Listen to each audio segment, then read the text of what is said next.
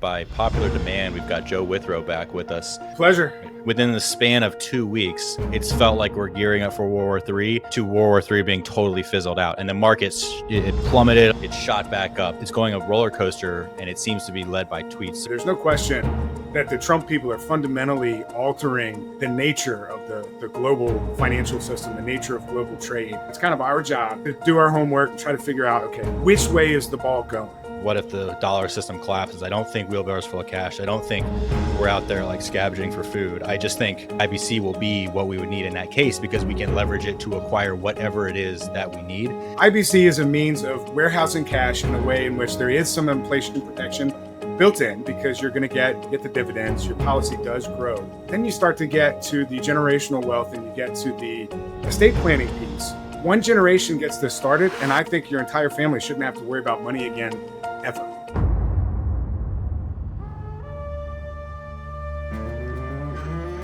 Alrighty, hey, what's up, everybody? Welcome back to Remnant Finance. I've got, by popular demand, we've got Joe Withrow back with us. Joe is the founder of the Phoenician League, which is an investment strategy group. He's a Wall Street veteran, has traded every kind of trading strategy, very well versed in ways to optimize your capital. He's got a phenomenal program over at Phoenician League. Recommend everybody join. We've had several people in our group that have joined and have asked for more information. So we want to touch base again with Joe. We want to cover what's changed in the market since we last talked. There's been a lot of, head on a swivel type developments that have been happening, news cycles that are just crushing the market, sending the market soaring based on a tweet. We want to answer what's changed, and also maybe nothing's changed. We were talking before we hit record, and I said that I want to talk about new developments, but then we kind of thought maybe nothing's actually changed in the long run. We set our timer, our scope on a 6-month cycle. Yeah, a ton of things have changed since we last talked. But if we set on a 10-year, 20-year, 30-year cycle, if we look at when our grandkids are in our position, however many generations from now, has anything really changed? Does the strategy change? The asset allocation model that Joe implements with the Phoenician League, the investments that you're researching, the things that you expose us to, has any of that really changed? So that's another question to answer.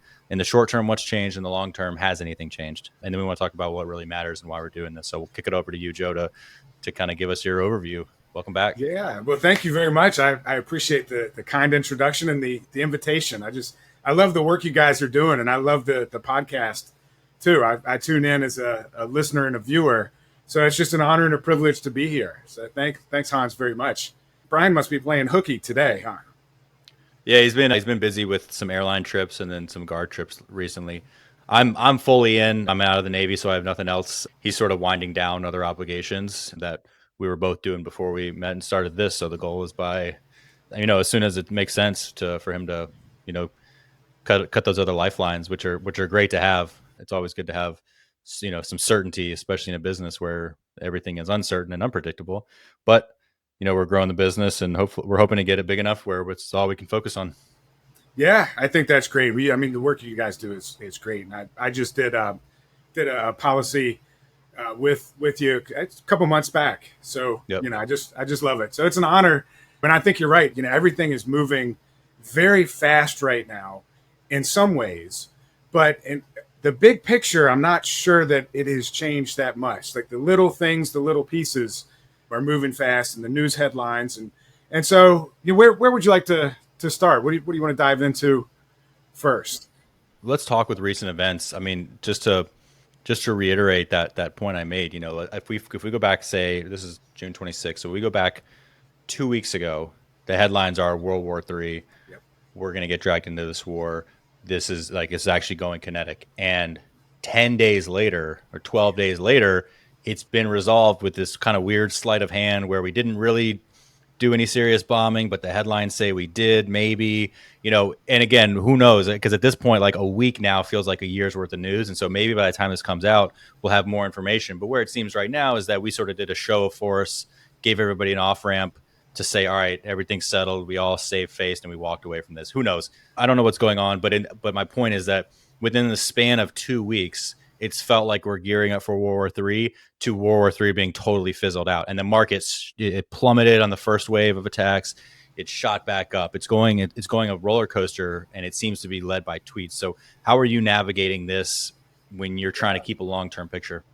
Absolutely. So, my hope, and this is the optimistic view, and there's a range in there, but my hope is that these are kind of strategic maneuvering for the U.S. to extricate itself from the situation and be able to say, okay, well, now we can't be as involved in, any relationship between Israel and Iran or the Middle East. And, Trump just got NATO to agree to 5% spending, 5%, I believe, of GDP of spending for their own defense.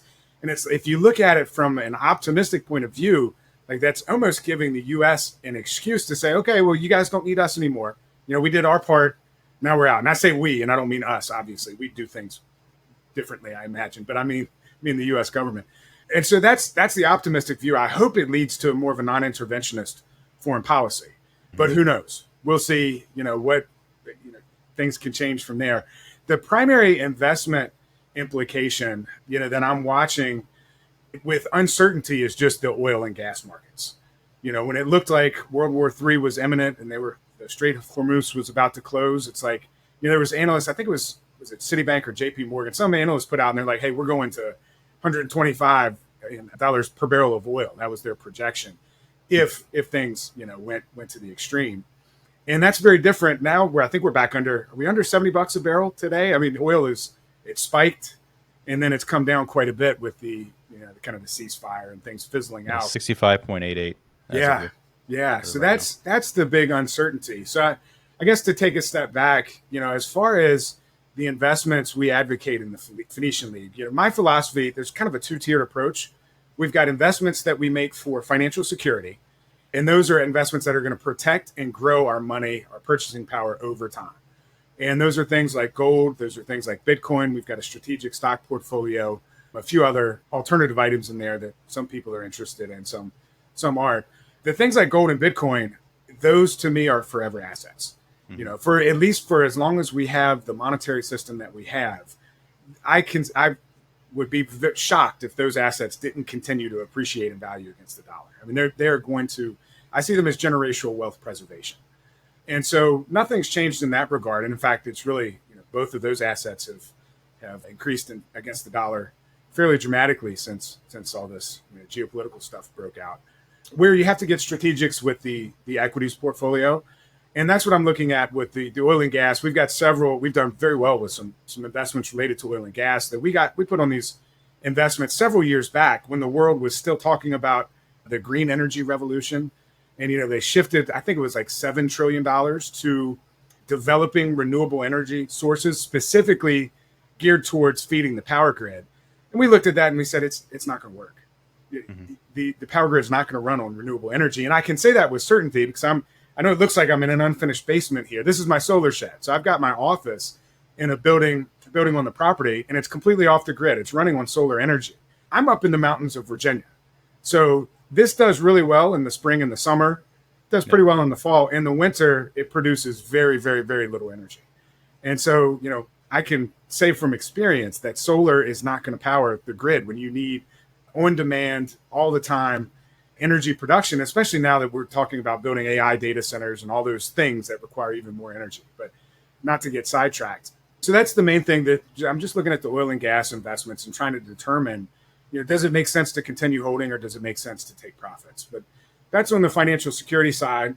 On the financial independence side, that's all about building streams of passive income. And the idea is if you can gradually, and it takes time, it's kind of a slow process, but if you can build up streams of extra income, if you get to the point to where your income exceeds your expenses, well, that's financial independence. And it's possible with a dedicated approach. And so those are investments like physical real estate, investment properties. We make investments in mortgage notes as well. And then we've got ties to a fund that invests in things like music royalties, commercial real estate. They were looking at some boating marinas at one point. But the idea is those investments are just for cash flow. They're not really for price appreciation. You might get price appreciation with real estate. And up to this point, we have. But is real estate going to keep going higher from here? I don't know. That's a hard one. So it's trending down right now for sure. Yeah. Where do you put IBC or, just the strategies using whole life into this? You've got investments in financial security. You've got investments in financial independence. what we're setting up in IBC is not an investment, but I view it as sort of the foundation. And I've got a couple of folks from the Phoenician League that either just went through underwriting or we're starting the process right now. How do you see this playing into facilitating those strategies? Yeah, it's long term. I'm so excited. I see it as foundational. I see it as a means of strategically warehousing cash. So I didn't Mm-hmm. mention cash because you don't want to bore people, but cash is an allocation. But you don't want to hold Mm-hmm. cash in the bank because that purchasing power is going to constantly dwindle thanks to inflation.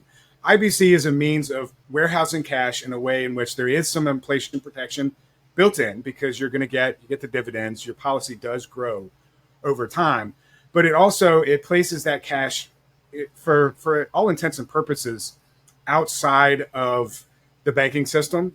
Now, obviously, to access it again, it does have to come back in, but Yeah. it puts it outside of that banking system. And so, from a tax perspective, it gets interesting. Especially, remember when they were talking about unrealized capital gains taxes and wealth taxes Yeah. and all that stuff? Well, the cash value you hold in life insurance is not treated as cash. It's not treated as money. It's Mm-hmm. equity in that policy, if I'm not mistaken. I know Yep. you guys know Yep. more better than me, but it's a different categorization. So it just moves that money, that value, kind of in a different part of the regulatory framework to where it's separate. But that's a side conversation. I'm not worried about that as much today.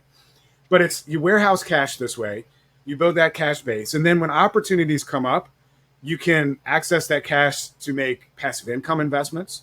Or, if you've got a family, maybe you have young children and you're thinking, I'd love to have a family homestead, you can build up that balance and, maybe purchase a nice plot of land, somewhere and think, all right, this is going to be, family's place, our homestead, our safe place, whatever. Then you start to get to the generational wealth and you get to the estate planning piece. And you think about it, if you can fund large IBC policies, we're doing it mostly to warehouse cash and mostly to kind of flow the money. You guys talk about this. It's about financing, satisfying Mm-hmm. financing needs, becoming your own banker.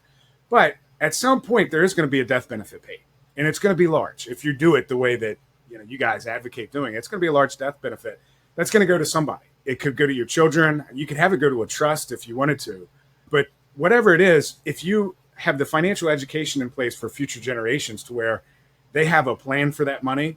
Part of that should be setting up even bigger IBC policies, probably, but they can also do some other things. One generation gets this started, and I think your entire family shouldn't have to worry about money again ever, Yep. as long as they are smart about it, disciplined, understand it, And of course, the challenge is carrying that out through the generations. But all we can do is get it there, set it up, and educate our kids and maybe our grandkids one day. But that ends the rat race, right? That Yep. ends the idea. And I think we've talked about this before too, Hans. Like most of us, when we're young, in our late teens, early 20s, into our 30s, most of us have to make decisions just based on financial reasons. Like we need a paycheck, we need money, we need income, we've got to pay our bills. And so we make the decisions about how we spend our time just based on, well, how can I satisfy my financial obligations? If we do Mm-hmm. IBC generationally, we can gift our children a world or our grandchildren a world in which they can make decisions based on what's important to them, based Yep. on what fulfills them. How do they want to spend their time? And of course, we have to be careful. We need to make sure that they're mature and they understand we do need to be productive. And, we're not talking about sitting down by the beach. But anyway, I love it, man. I love it. Yeah, that's a great point. And we have an episode on children's policies, but what I'm going to tell my daughters one day, and my daughter's policies started when they were 1 and 0. So they're a couple years, they're 4 and 1 now. So they're not too far into it. But when I gift them these policies, we want to leave our children better off than we are. And we want to leave them the knowledge and the wisdom to know how to deal with that. Now, if you can only leave one, leave the knowledge because that Absolutely. allows them to do it themselves. But if you can also, if you're doing IBC, you're going to also leave the money. So make sure the knowledge piece is there. What I'm going to tell them is, when I look at your policy illustrations, when you're 65, the decision that my wife and I made, which was that I'm not taking this shot. It's going to cost me my career. It's going to cost me the pension. But that carrot that they dangle out in front of you for everyone in the military, the military would be staffed at about probably 10% of its current manning if it didn't have a 20-year pension. Ships and and all across the military, people are just lingering until that 20-year pension in a lot of cases. So that was a strong incentivizer, and we decided, all right, well, we're gonna forego that. And so looking at my dollars illustrations, I'll be able to tell them one day, hey, you're retired, like you'll never have to make a decision where you have to violate your convictions for money, for future retirement. I've removed that from you having to make that decision. And so that to me is a way to bless them. And now I just need to make sure that the knowledge is there. But yeah, I think I agree with the role that IBC plays into this. It really just facilitates. You have with the Phoenician League, you have a small portfolio of stocks that you actively monitor. You're reading every day about them. You're setting entry and exit prices. And that's part of that's part of league membership. So I'm not going to like any specifics here, but what I do is I have all those stocks. I have on my Excel sheet the data update where you can get the real time. So every couple minutes it refreshes the prices. And then I also have your suggested entry and exit prices. So every week when I get paid, I take a chunk of my income and I look at my spreadsheet and I say, all right, which one is it color codes it to where the one that's the most green is the one that's a percentage wise most under your recommended entry price. So it's the highest value in my mind. And whichever one that is, I take that week's allocation of my percentage of my total income and I buy that one stock. And I'm going to keep doing that over and over and over. And that sort of gets back to how I opened this with, long term, has anything changed? I don't think so. Given these compressed news cycles, like DOGE isn't even in the headlines anymore. And so a point that I made last week when this comes out, the previous episode with Scott Osborne, who is a financial advisor who focuses on airline pilots and as this kind of business niche. And we have a ton of airline and military pilots. And so, we work with him when people want, financial planning, they want a CFP for their wealth. We send people to him. It's, just kind of building out our network of people that excel in a different area than us. And so I made a point last week that if DOGE and Elon Musk can't cut the spending, and I'm probably echoing you because a lot of what I'm reading, I'm reading your stuff. And so this is probably a point that you made that I internalized and then I made last week on the podcast. But if DOGE and Elon Musk can't do it, the spending will not be cut so long as the system stays in place. And that's something that you said earlier. As long as we've got the system we do, we can expect it to continue with the spending increase and therefore the creation of money and therefore the creation of asset price inflation. We got to make sure that our boat is patched up to catch this rising tide or we're going to sink. And so let's talk about DOGE. Let's talk about the fact that spending cannot increase until the system implodes. And that's another aspect, but I'll pause there because I want to talk more about that too. Yeah. And before I comment on that, I just want to confirm what you're doing is what I do too. And what we advocate. Just take a little bit of money, whatever that is to you, every time you get paid, and move it into these top tier investments. I do it with Bitcoin and gold too. I buy a little bit more every week, regardless of the price. Same thing with the top stocks. Like just accumulate over time, because if you do that, you can't help but build financial security. You don't have any other choice. Whereas other people are trying to time the market and say, okay, I'm going to buy here, and then when it goes here, and and it's just you can take a lot of that stress and uncertainty out of it. And that's the ironic thing. One quick point. It's kind of ironic that in order to build this wealth using market forces, we don't really need to worry about the market. If I'm just buying, and I have the same where I have a monthly automatic purchase of Bitcoin, XRP, and gold through UPMA. Also, I've got that stock system. And as long as I'm just picking the one that's the most valued relative to your entry and exit prices, then I don't really care what the market's doing. And I'm just going to keep doing this long term over and over. So it's like the best way to not be impacted by market forces when you're trying to grow your wealth is to not focus on the minute swings, the tank because of one tweet and goes back up because of another. We can avoid that by just having a smart strategy in place. Yeah, absolutely. It's so powerful and it's so simple and it's not exciting. So, all the people with their Robinhood accounts on their phone or their Webull, and, they're like junkies for entertainment and they see it as gambling, from my observation anyway. But, to do it right, to do it in a way that works, you just do a very boring, very simple, no excitement really. Just it's more duty than anything else. So, so the Doge stuff, it is disappointing because at first we were talking about we're going to cut $1 trillion, and those first several weeks they identified all these just totally egregious, fraudulent things that we kind of knew were in there, but I don't think any of us knew like how just messy it was. Like Messy's not the strong enough word. I'm struggling to think of a word. But, Yeah. and these are things, a lot of what they've identified, it's like nobody could refute and say, oh, yeah, no, we should be spending money on this. Like, I don't care what your political views are. Most of this stuff that came out at first, it's like, you cannot justify that. So if Donald Trump says, you need oxygen to breathe, Democrats will ban oxygen and try to boycott oxygen. Like they're that obsessed with anything contrary to what he says. But even still, no one was going to get out there and try to defend, we need to make sure that these, Serbian trans orphans are getting the surgeries they need. It's like, this is preposterous. We don't need gay playhouses in a suburb of Dublin that we're funding with tax. It's just, it's so absurd. People that were like 150, 200 years old were getting Social Security, Medicare, Medicaid, unemployment, the whole gamut of these safety net things. There were so many people that obviously that person's not alive. So where's that money going? And these things just put stress on these programs, which, have become very, very stressed as it is. So it's like, how could you justify those types of things? But yeah, it's kind of faded away. And of course we got the big, beautiful bill, and it looks like it will increase spending. There's some questions about this. The CBO projects that it will increase spending and increase deficits by like over $2 trillion. I think it is maybe 2.6.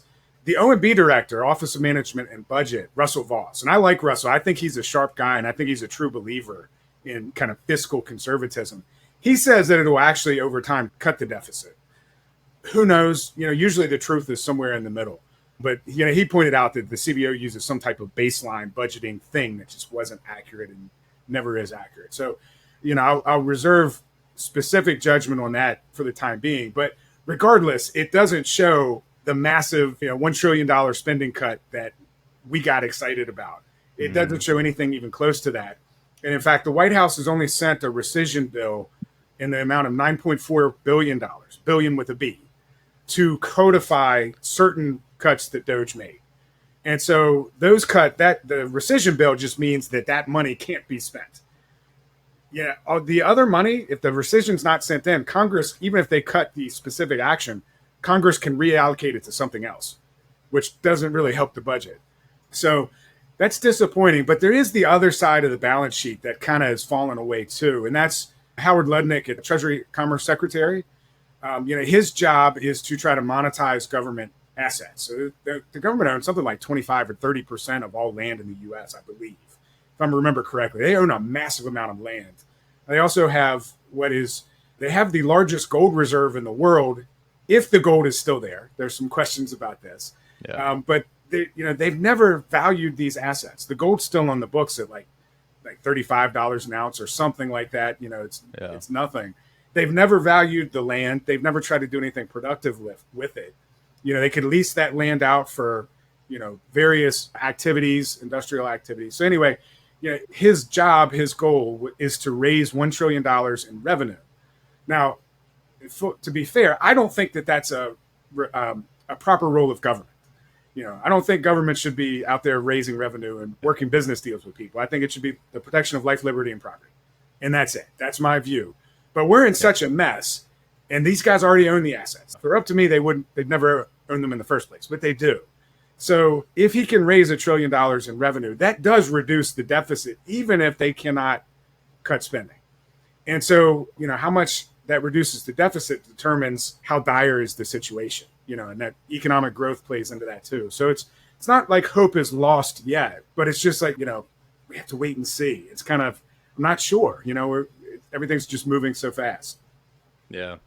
It makes you wonder, was it all for headlines to get people excited, or it seemed like there was true intention to try to fix some of these things, but you can't plan as if things are going to change. And down the road, even if they have the best of intentions right now and they are genuinely trying to do all of this, they're going to be gone in 3.5 years and it's going to be somebody else. And so do we, going back to 100-year vision, going back to thinking of what our grandkids are going to be looking at, does this really matter? I don't think so. I don't think that they're going to cut spending. And then to go back to what you said, that as long as we've got the system we do, to me, I kind of see that as two different phases and two different ways that we need to plan. One, if they're going to keep spending, which clearly that's the case, if they're going to keep creating money to support that spending, which clearly that's the case, and if asset prices are going to keep rising, they kind of have to in this system, then we need to make sure we're capturing that growth. But on the other hand, we want to be resilient against, eventually, like they've shown that like recessions are now banned, as Jordy Visser says. They will not allow recessions anymore. They don't have to because they can keep doing this until they can't. And how exactly that until they can't looks, they've really limped along and kept this thing going longer than I thought, longer than I think a lot of people would have expected it to have kind of crumbled by now. But they keep pulling out new plays, and we're still in this life support, and that life support actually it feels pretty good because your portfolio is going up. It's like, yeah, we're all getting richer. This feels great.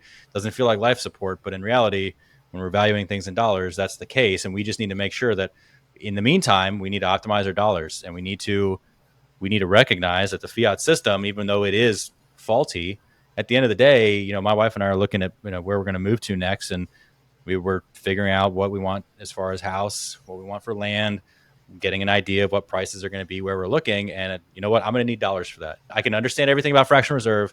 I can understand that fiat goes to zero. I can understand that everything is deflating, compared to Bitcoin or whatever. But at the end of the day, I need dollars to purchase a house. So in the short term, we want to make sure that we are capturing that growth so you're not left behind. But we also want to plan for eventually it has to stop working.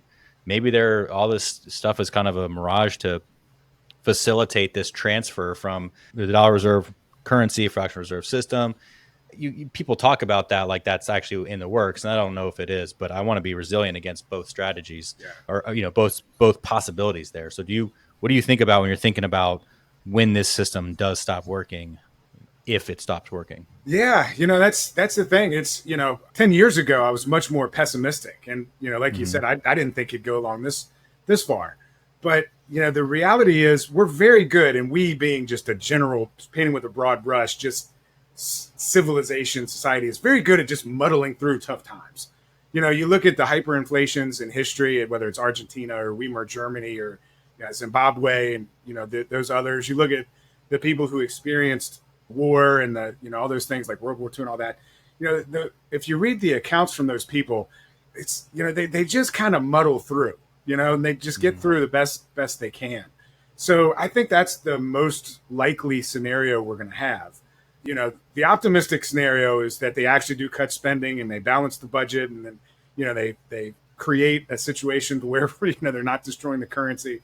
And then the pessimistic scenario is World War III and eventual hyperinflation and all that stuff. And, I tend to think most likely we'll be in the middle somewhere, and we just have to muddle through. So to me, that means things that are external to finance. That means looking at your life, looking at your situation, and making sure, hey, if we had a massive dislocation of some kind, could we be comfortable in our home for a period of time without needing to leave? And if people thought you were some kind of crazy person if you said that prior to 2020, and then there was a situation where the government said, hey, you can't leave your house anymore. And so nobody calls me crazy for saying this anymore. But, I think home resiliency is a great concept for peace of mind. If you have a little bit of extra food and water in the house, if you have some backup energy, if you have just extra provisions, the stuff that you use on a daily basis, you just have extra of it so that, you're not dependent on the just-in-time logistical system. You're not dependent upon the grocery store always having stuff on their shelves. Most of the time they do, but there were places in 2020 or 2021 that, certain items went on, the shelves went dry, they went empty. Mm-hmm. So anyway, you've got that, a certain degree of security with that. And then you can also start to look at kind of lifestyle things, community building things. Do you have a local agriculture scene where you live? If there is, we've gone out, we've met basically our local farmers. And so we buy our meat and eggs, and when it's in season, our produce too, from local farmers, and we've got to know them. And so there's a certain level of resiliency there because those guys they're not dependent upon the big corporate, big agriculture thing. They're raising their stuff right on their property. And usually there's a local processor too. Some of them do their own processing, but also just getting to know the neighbors, the community. Are there aspects, can we create events for neighborhood and the kids to get together? All these things that I remember were much more prevalent when I was a kid that I don't really see much of today. So that's kind of rambling a little bit, but I think there's non-financial things, just, just such that if we are facing tough times, just to be comfortable with where you are and the people around you. And I think that's, that's probably something we've lost in modern times. It gets back to what actually matters, what we're actually doing all of this for. Like, you're not doing it to have Bitcoin. Like, you're not doing it just to have a digital wallet on your, a cold storage little device with some code on it that represents value. You're not doing it for, little coins of metal in your safe. You're not doing it for the stock portfolio or for, all of it. It comes back to the reason you want this is so that you can enjoy life with your family and the Yeah. people that you love. And that's what it's all for. And that's I think a great thing about doing IBC is that you're inherently future generation focused. And then we work backwards to facilitate and leverage now. There is no IBC. There is no getting the optimal credit instrument, a policy loan. There is no leveraging your cash value without preparing and setting up the future generations. That is the starting point. And I think that's a great way to look at it and frame how we do this, because there's people in Africa in poverty are still having children. People in the slums, the favelas in Brazil, and In many cases, I think some of them are happier than we are because they don't have all the distractions. They're just living in the moment. And I've got a nonprofit. We did a little bit of work in Uganda, in a village where they didn't have nobody has running water. Some houses have solar, some don't. So there's no central power, but they're happy, because they're community based. They're hanging out with each other. They're having, get together. Most of them are subsistence farmers, but there's mango trees, and it's just like they're happy, So yeah, I would not trade for that, but I think we could instill a lot of those values and a lot of recognition. Like, if you get sucked into the economic fear porn that's so prevalent, especially in our community, which is reasonable because you see through this, and you see through the lies that have been told about banking and money, and how this system was basically built around us almost as a trap to keep you in the system, kind of like the healthcare. Like, you're supposed to stay sick and dependent. You're not supposed to become healthy and not needing their services, similar to finances. If that's the case, when you look through that, you start getting this very pessimistic, the dollar's going to collapse. And then it's, well, okay, at the end of the day, we're talking about, I don't think it's going to come to that. I think it might just be kind of hard times where our spending power isn't as high. I don't think we're going to be wheelbarrows full of cash personally, but I think our opulence and luxury that we enjoy might be reduced a bit, but we're still relative to what most of the world's talking about. Like, most of the world would laugh at this conversation about talking about these economic hard times that might be coming. And so keeping that in perspective, is a good way to remember that this is for the people that we care about. Like, I'm looking at all these investments now because we're specifically looking at homes that we were in New Hampshire, most likely, where we're going to move. Oh, I love it. Live free or die, baby. Yeah.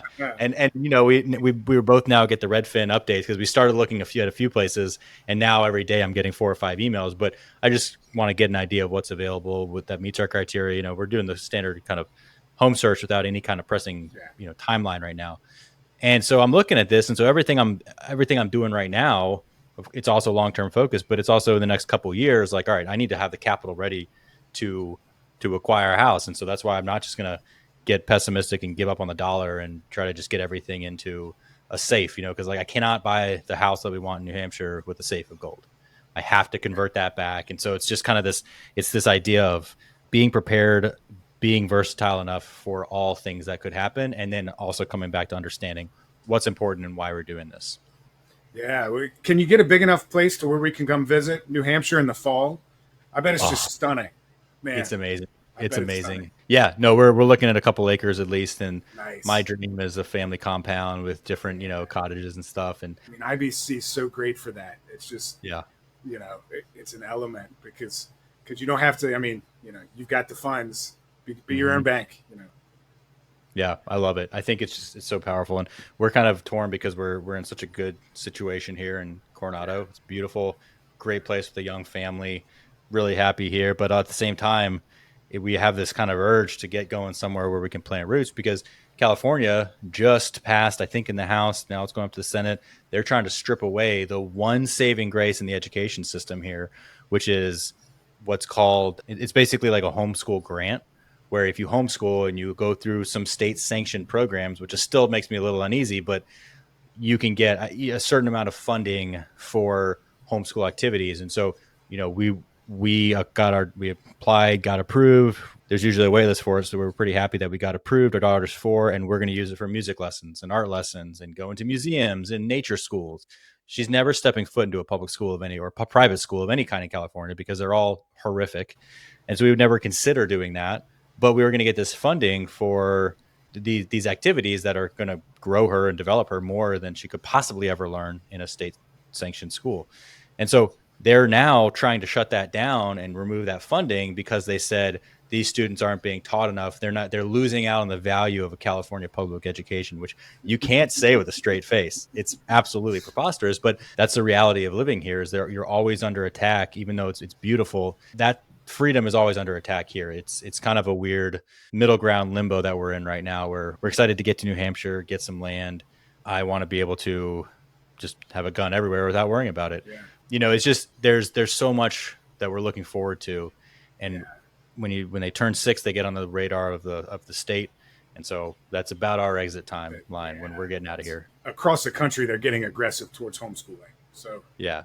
Some states are much better than others because homeschooling's at the state level. There are no federal, the feds have no regulations over homeschooling. It's all about the state. So yeah, it's critical. Not saying anything with certainty here, but I think if they were to really try to crack that down, I think a lot of federal agents would die if they were trying to truly enforce, like, you cannot homeschool. I think there'd be a lot of morally justified bloodshed of the people trying to enforce that. There's nothing in the law the law specifically says that it's at the state level. The federal government has no jurisdiction whatsoever. And it's funny, I the reason I can say that with confidence is because we homeschool too, and I'm a member of the Homeschool Legal Defense Association, the HSLDA, which is a wonderful organization. It's been a couple years now, but I got a letter from the local school district that said, hey, the Department of Education is requiring that we collect X, Y, and Z, certain information from all homeschool families about, this and that and the other. Please respond, by a certain date or whatever. Mm-hmm. And I scanned the letter in and I sent it to the HSLDA attorney. And I was like, hey, man, can you help me with this? I don't know what to do. And he said, what's the guy's email address? Don't worry about it. And he sends him an email. And it was I just chuckled because it was polite, but it was also kind of condescending at the same way, but not in a mean way, but in like, I think the email, he said, hey, can you please point to the statute and the federal code that shows that, the Department of Education has a right to collect this information? To my knowledge, no statute exists and that all, regulations are at the state level, but maybe I'm wrong. So can you point to this thing? And the guy writes back like almost immediately, oh, no, letter was sent out as a mistake. Just ignore it. Of course it was.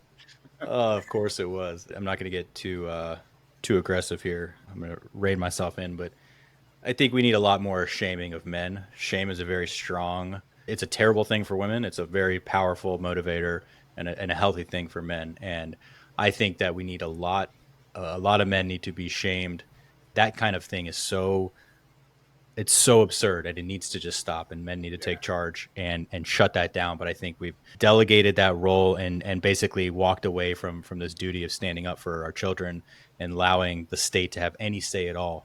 And that is, I am a brick wall between the state and my daughters. And if I'm not, I am an absolute failure. This idea of like the state has any kind of authority in that, absolutely not. I know like compared to the federal government, it's regulated by the state, but absolutely not. And I think if every man did that, we'd be in a much different place, because it's just kind of like, once people stop following it, and a lot of states dropped their COVID restrictions because people just stopped caring. You have a few outliers that are like, I'm not going to wear that. But then when everyone just walks in, eventually the grocery store clerk's going to be like, I give up. I'm not doing this. Like, why am I even doing this? Why am I enforcing this? This is not even a law. This is just, none of this makes sense.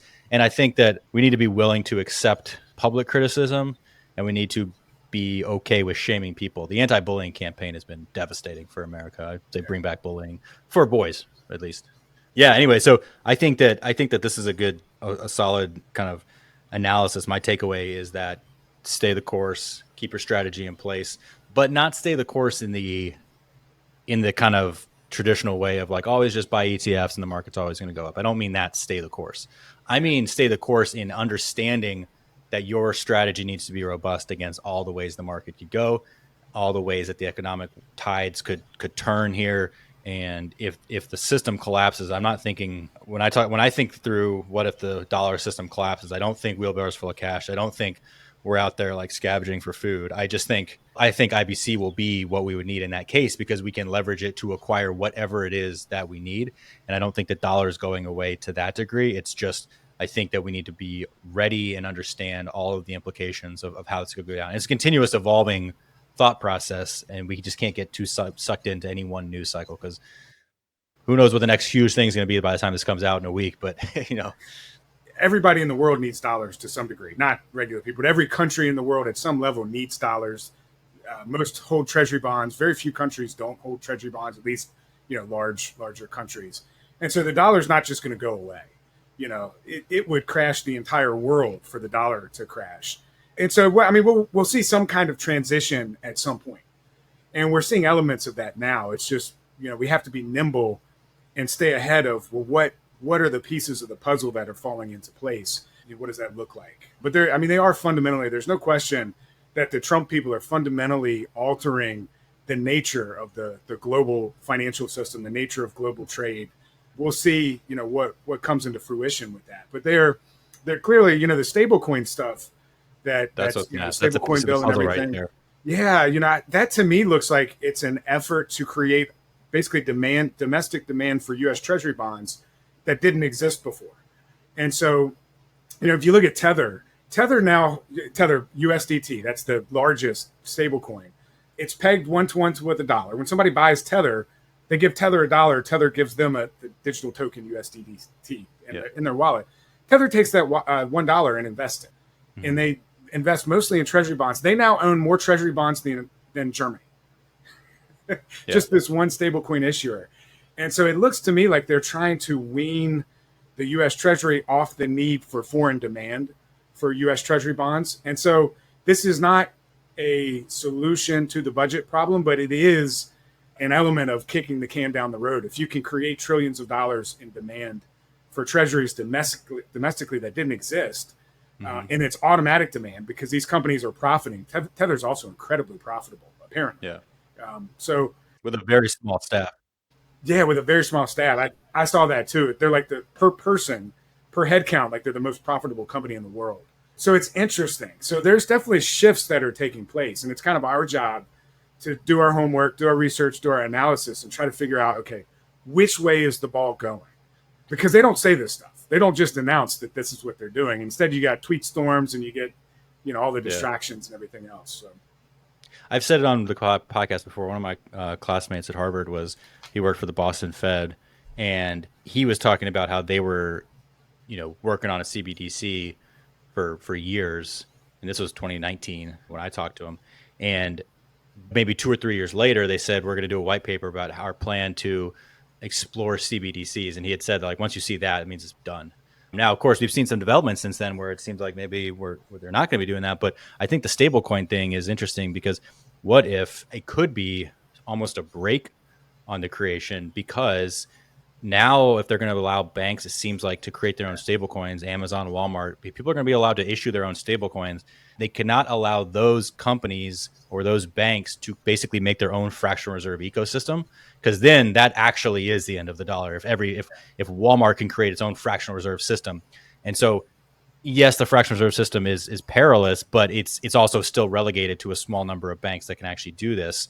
So if they're issuing stable coins, if JP Morgan can issue its own stablecoin, if Tether, Circle, XRPL, all these stablecoin essentially payment rails, if they are saying that this stablecoin is backed by $1, then the demand for those actual backed stablecoins, if there's going to be any trust in that at all, which I think, given the amount of regulation that's going through and that's going to have to happen as the bills pass, there's going to have to be some kind of trust and a reasonable certainty that this is actually backed by $1. That might actually be, and maybe I'm being too optimistic here, but that might actually be, we're not going to go back on a gold standard, but maybe at least we're going to be on a T-bill standard where there's some kind, like if we overdo this, there's going to be way too many stable coins for the dollars. Like we can't do this again. Maybe it puts a brake on it, and maybe it establishes some kind of backing to the currency, even if that currency, I mean, it gets kind of cyclical here, but if it's just a T-bill backing it, if the stable coins become the payment rails, or that might not be the right term, like a crypto person might recoil at me saying payment rails, but it kind of makes sense to me.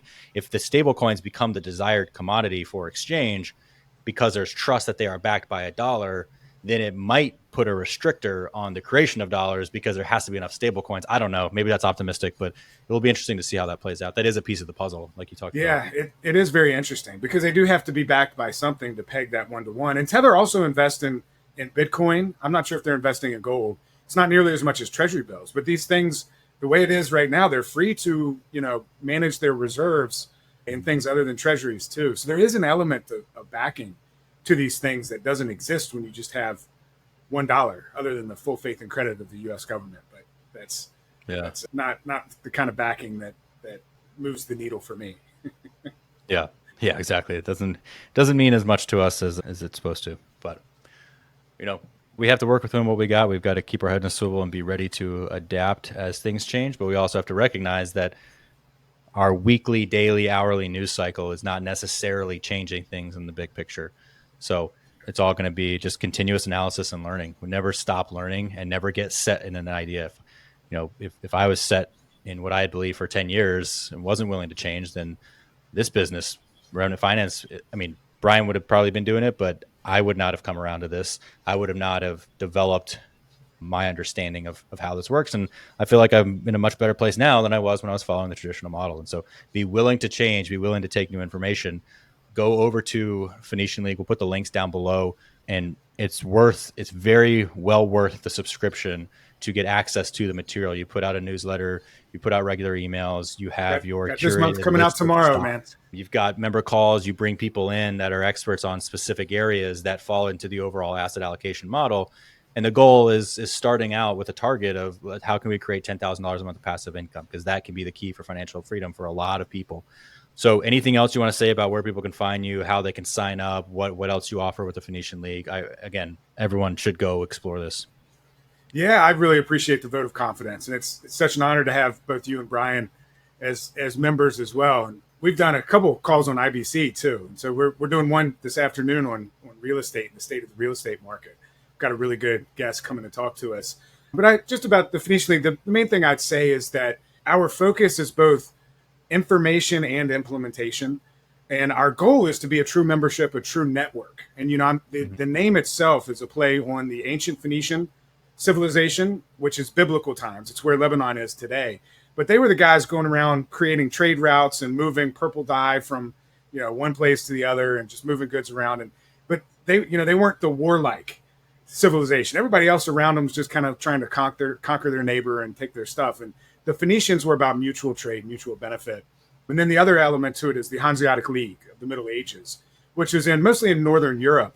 And it was a network of free independent city-states. And so this is before the rise of nation states, which we call countries today. But, you had independent cities that were their own state, essentially. They had their own governance.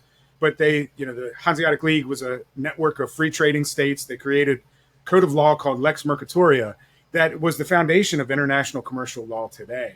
And so anyway, our goal is to be productive, to have mutual collaboration, to have, trade and finance and investments and all these things in a world where, sometimes it looks like we're getting more barbaric than we should be. Though that's, it seems to change by the day. But anyway, it's about the network. It's about implementation. And so we've got a ton of information as far as how to build out an investment plan and how to start generating passive income as well. But we also have the experts who can help you implement it too. So that's kind of what sets us apart is the interpersonal relationships that we build. So PhoenicianLeague.com, we can put the links down there, but I'm just thrilled anytime somebody gives us a look. I also have a book, Beyond the Nest Egg, which you can find at beyondthenestegg.com. It's a little bit dated now. It's not too dated, but I published that I think in 23. So things have moved. There's no new material in that book. We'll update it at some point, but that's Beyond the Nest Egg. It's a good one. It's a good read. I really appreciate you having me on. It's just such an honor and a privilege. And again, I love the work that you guys do. Yeah, for sure. And we've, like I said, we've had a request to have you back on, and people asking, "Hey, what does Joe think about this?" So I think we'll keep having you on. It's good to provide information, and for anyone in Joe's audience that wants to explore infinite banking, if you're listening to this, just hit us up, Yeah. and you can find us in the Phoenician League chats and everything too. So Just to yeah, add, I always want to add to that. You think about infinite banking, it is so customizable. It doesn't matter what your situation is. You can start small or big. It doesn't matter. Like the ability you guys have to analyze and customize these things and then present, these plans like, okay, here's what it would look like. It's just it's such a benefit to people. So I always mention that it's, it doesn't matter where you are. IBC is probably for you. a very common question is, well, how much do I need to get started? And that's not. I hear that too. No, it's not that. That does not. There's no answer to that. It's what makes sense for you, because there's not a floor. At a certain point, like you might have other priorities that you need to get in order. You might need to get your spending habit in order before you really implement this to full effect. And there's some strategies we can help implement in the meantime to sort of speed up that process, but it might not make sense for you right now. But if it does, and for most people it does, there's not like a minimum or a max. I mean, there is a maximum theoretically that you're capped at, but there's really no minimum. Like you can get started now. And I'll say this, it's worth your time to pull the thread and learn and explore and make sure that if you're not doing it, that you understand what it is and why. And if you can answer those questions, all good. But I think we all owe it to our future generations to have done everything we can to set them up with both the wealth and the wisdom. And we want to help with both. So Create a beautiful world, man. I love it. yep. All right, Joe. Hey, thanks for coming back on. We'll have you on again soon. And looking forward to the members call in a little bit. Pleasure. I appreciate it. All right. See you soon. Cheers, y'all.